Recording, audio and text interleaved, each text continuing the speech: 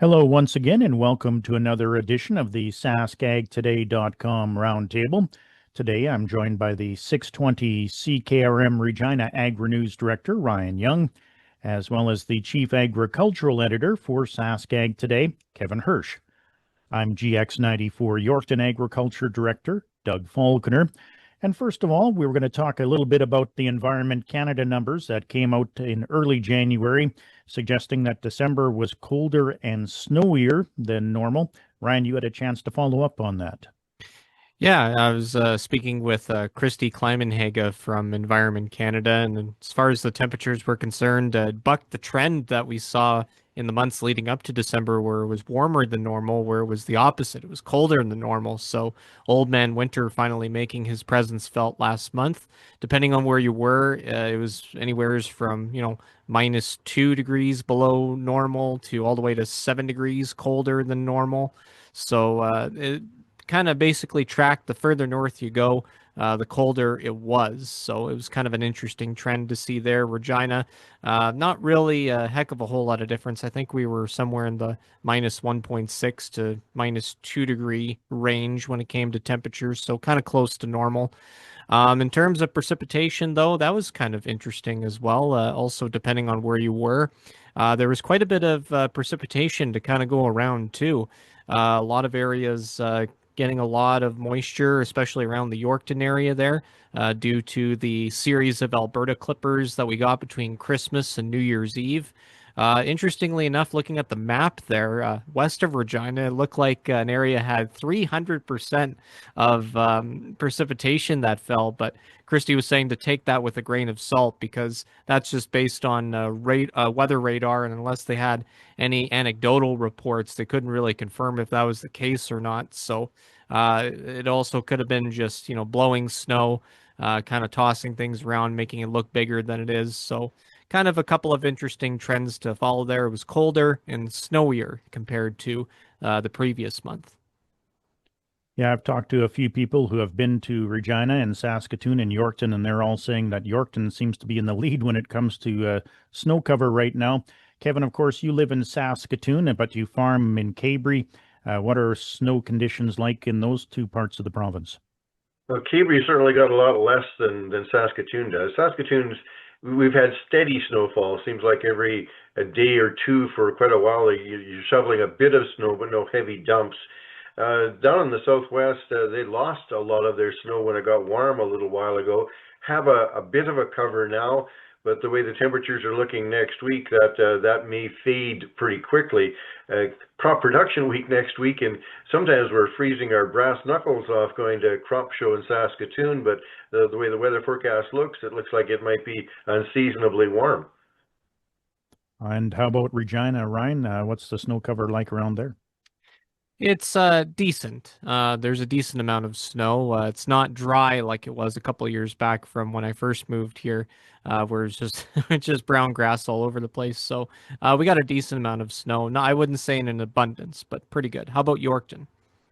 Yeah, we're in really good shape here right now. We've got an awful lot of snow. I'd say on the level, we're probably close to 2 feet. But of course, probably a lot of that has to do with the wind blowing it around too. But I was actually just looking at my front yard yesterday and thinking, wow, there's a lot of snow there. I haven't seen that much snow in Yorkton for a winter in a long time. So yeah, we're doing well, and all the snowmobilers are very happy about it as well. Moving on to our next topic, Ryan, you had a chance to speak with Saskatchewan Senator Todd Lewis, and he was looking forward to a number of issues in 2026. Yeah, he was focusing on very specific things that he was keeping an eye on was the Liberal government's election promise of interswitching on rail lines and kind of increasing that activity.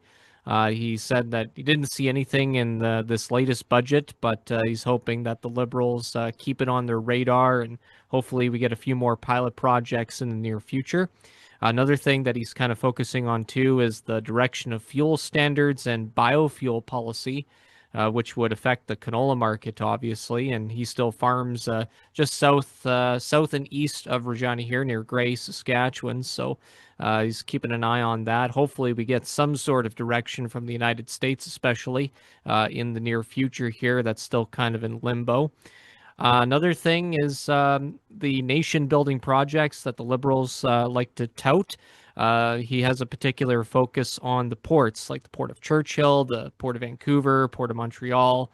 He's hoping that we could see some upgrades there to the ports, just considering the amount of stuff that we export to other nations around the world. So he's looking to see if maybe in over time that those ports get included on the list of major projects that could benefit Canada.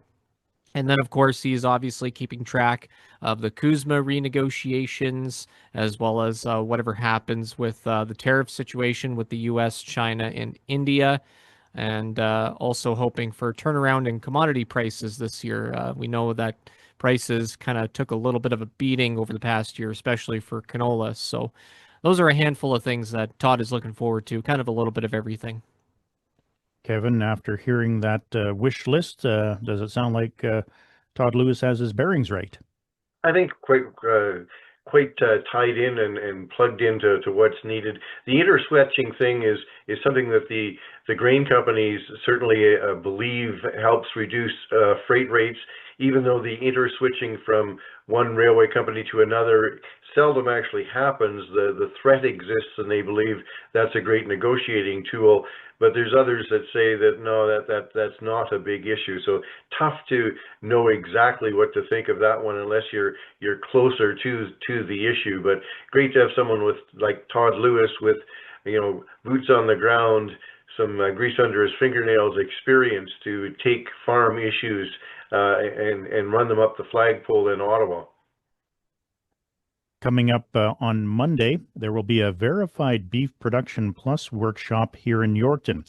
It's training for that, so that cattle producers can get Verified Beef Production Plus certification.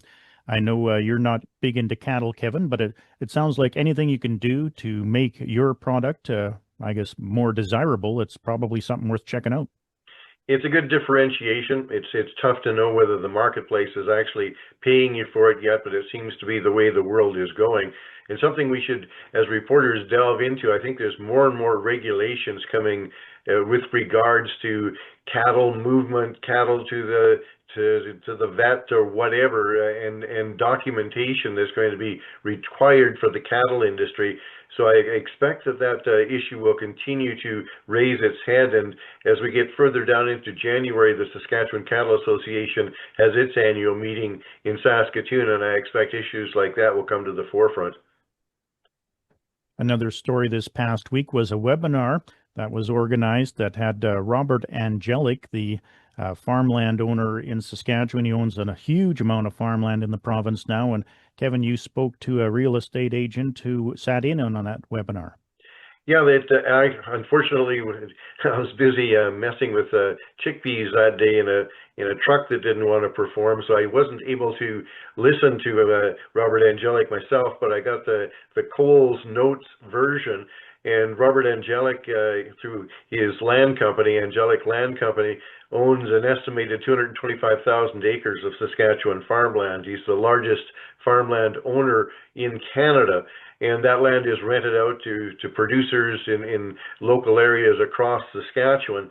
And he has the view that capital, lending capital, is going to tighten up. They believe there's a recession around the corner, and that other issues that are facing the banking industry is going to trickle down into agriculture and make it more difficult to secure loans, and is advising producers that make sure you know your numbers, to see your accountant before seeing your banker when you're looking for a new loan. And he's pretty bullish on land prices. But the realtor that I talked with, Tim Hammond of Hammond Realty, is not as bullish on land prices in the short to medium term, just believing that this decline that we've seen in grain prices as producers pencil in what make money in 2026, that there's going to be a bit of a cooling off in the land market. Not that he's predicting a drop in the land market and land prices, but the increase in land prices might not be as great going forward, particularly on lower quality land. At least that's Tim Hammond's belief, and he's a long-time market watcher. We also learned this week that Canadian Prime Minister Mark Carney will be heading to China next week to meet with his counterpart, President Xi Jinping, in Beijing. What do you hope to see come out of those meetings? Well, I think everybody wouldn't there be loud cheering everywhere if he was able to walk away from that with a commitment by the Chinese to drop their tariffs on canola oil, meal, and seed, as well as field peas. Now, that's probably overly optimistic, but hopefully there's small steps in progress, from that meeting along that route. If Mark Carney goes to China and has all these meetings and walks away without anything to show for it, except saying this was constructive dialogue, that's going to be a disappointment. But all eyes will be on that visit and what comes out of it. Speaking of canola, week over week, from last Friday to this Friday, on the ICE futures board anyway, we saw canola prices go up by about $20 per metric ton week over week. And Ryan, you were kind of crunching some numbers from the local numbers there as well. Yeah, based off of Bungie's Moose Jaw terminal, kind of focusing more on today's price here. It shot up this morning some $11 a ton to kind of sit around $5.76 a ton. And then it went down about $13.70 to around $5.62 a metric ton. And converting that into bushels, it went down from just over $13 a bushel to $12.75 a bushel. So it's kind of interesting to see that large price swing when it comes to the cash price. But from what I hear, the futures price was also kind of an interesting swing as well, but in a more positive way. Kevin, what do you think of those prices here in the past week?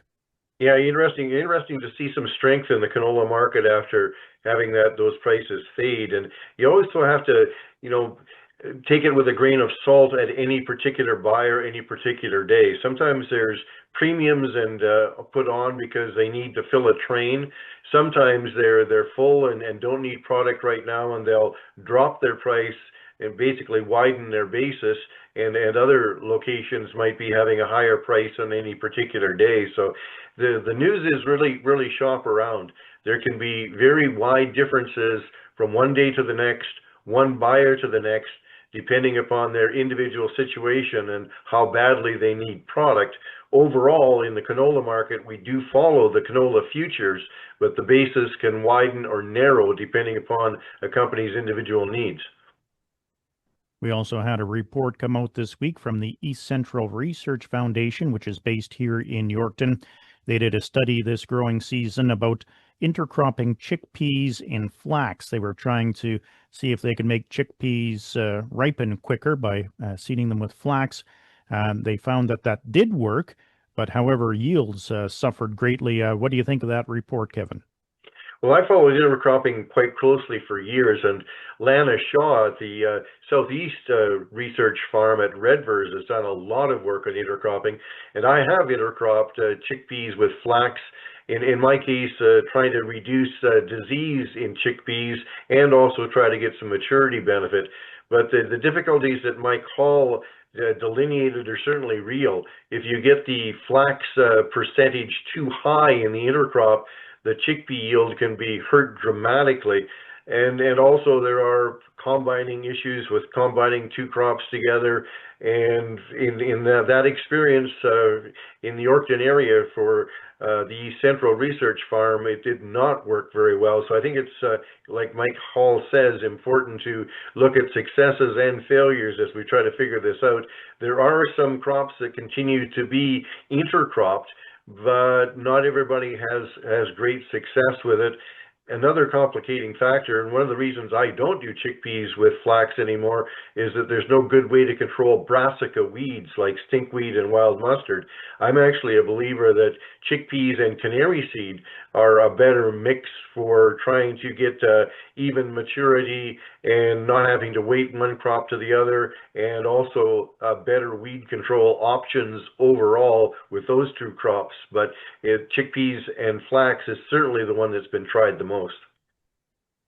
All right. And of course, finally, we're approaching next week. And next week, of course, is the Western Canadian Crop Production Show in Saskatoon, and all three of us will be congregating there for that.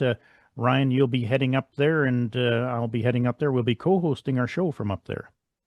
Yeah, I'm looking forward to it once again. We'll see what the crop production show will bring us. I'm sure plenty of stuff to talk about. Lots going on at the New Farm Information Theater. The Sask Ag Hall of Fame inductees for 2026 will be announced on Tuesday morning. So I'm looking forward to seeing who will get the call this year, as well as a host of other presentations related to weed management. Kochia is a big topic. Gopher control is another big one. James Tansey with the Ministry of Ag is going to do a 2025 insect pest update. And of course, there's also a presentation related to tariffs and trade and a look ahead to the 2026 crop year. So lots of interesting topics to kind of choose from and delve into, as well as just looking forward to just kind of seeing everybody again. I know we're going to see some familiar faces and make some new friends at the same time. I always enjoy being at Prairieland Park. It's a great venue to hold events like Crop Production Show, and looking forward to hearing what comes out of the Crop Development Commission AGMs as well. Obviously, this past year has been quite interesting for all the commodity groups, so it'll be interesting to hear what they all have to say. Kevin, I know you usually like to focus on the AGMs, but I'm sure you take it all in. Yeah, it's tough that week because you want to be everywhere all at once. But the AGMs for Sask Pulse, the Sask Oil Seeds, which is canola and flax, as well as wheat and barley AGMs, are at the Western Development Museum, not far from Prairieland Park. And they have that interspersed with a number of speakers. So I'll be spending a fair bit of time there. Hope to also attend on Thursday the Sask Mustard annual meeting. It's actually held in the Prairieland location on the Thursday, and take in as much of the show as possible as well. And look forward to seeing you guys in Saskatoon next week. Sounds good, and that'll do it for this week's edition of the SaskAgToday.com Roundtable. On behalf of the Chief Agricultural Editor for SaskAgToday.com, Kevin Hirsch, and 620 CKRM Regina Agri-News Director Ryan Young, I'm GX94 Yorkton Agriculture Director Doug Falconer saying so long until next time.